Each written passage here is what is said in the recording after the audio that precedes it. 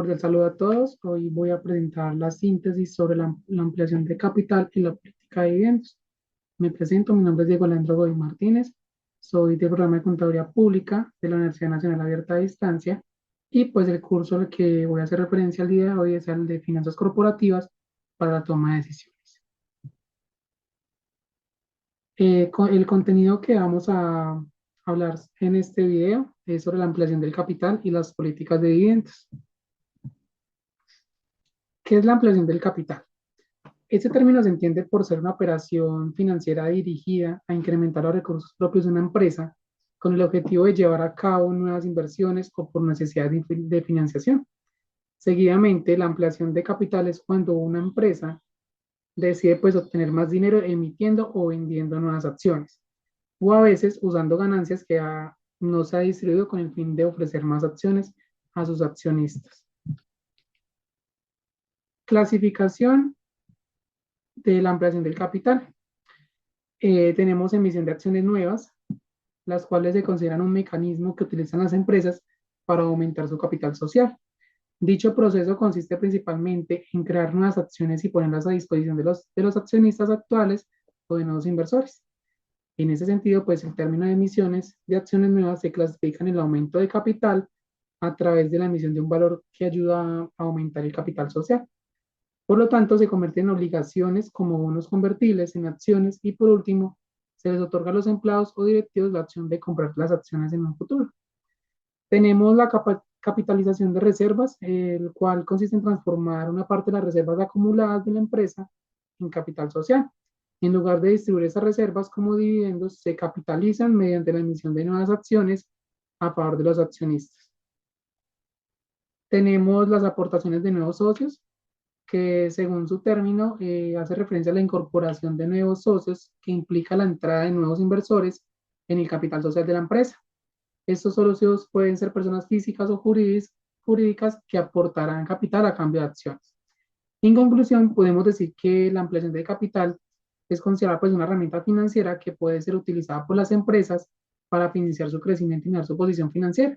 Sin embargo, es importante evaluar cuidadosamente los pros y los contras de esta operación, ya que puede tener un impacto significativo en la estructura accionaria, el valor de las acciones y la gestión de la empresa.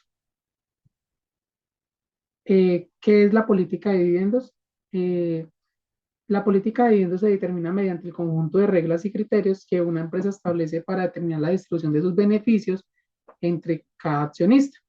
De tal modo, se considera una estrategia crítica que define cómo se repartirán las utilidades obtenidas por la compañía entre aquellos que poseen sus acciones que tienen valor dentro de la empresa. Características de las políticas de dividendos. Dentro de las características principales, la política de dividendos puede variar de una empresa a otra y puede ajustarse con el tiempo en función de las condiciones del mercado, las necesidades de financiación de la empresa y las expectativas de los inversores. De tal modo puede influir significativamente en el valor del mercado de las acciones de una empresa en cuanto a la decisión de repartir dividendos o reinvertir esas utilidades en las cuales pueden tener implicaciones directas entre las oportunidades de crecimiento de la empresa. Eh, Vamos ahora a hablar pues sobre esas características.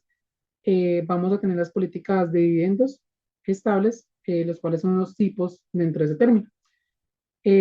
Los dividendos estables, desde una perspectiva, la empresa paga un dividendo fijo por acción a cada año, independientemente de las fluctuaciones en las ganancias.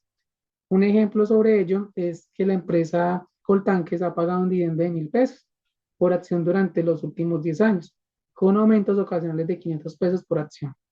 Seguidamente tenemos la política de dividendo residual, la cual hace referencia a que la empresa distribuye como dividendo solamente las utilidades que sobran después de financiar todas las inversiones necesarias a lo largo del periodo. Como ejemplo, tenemos a la empresa Alpina que tiene un historial de pago de dividendos variable.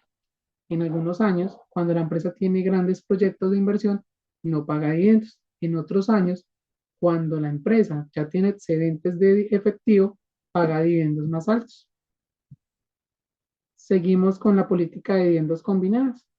Esta trata pues de combinar elementos de las políticas estables y residuales con el objetivo de ir pagando un dividendo base estable y distribuyendo dividendos adicionales cuando las utilidades lo permitan. Un ejemplo de ello es la empresa alquería, que paga un dividendo base de 500 pesos por acción cada año y que además, si la empresa tiene un buen año y genera un flujo de caja excedente, puede pagar un dividendo adicional de 250 pesos por acción. Por último, tenemos la política de dividendos en acciones.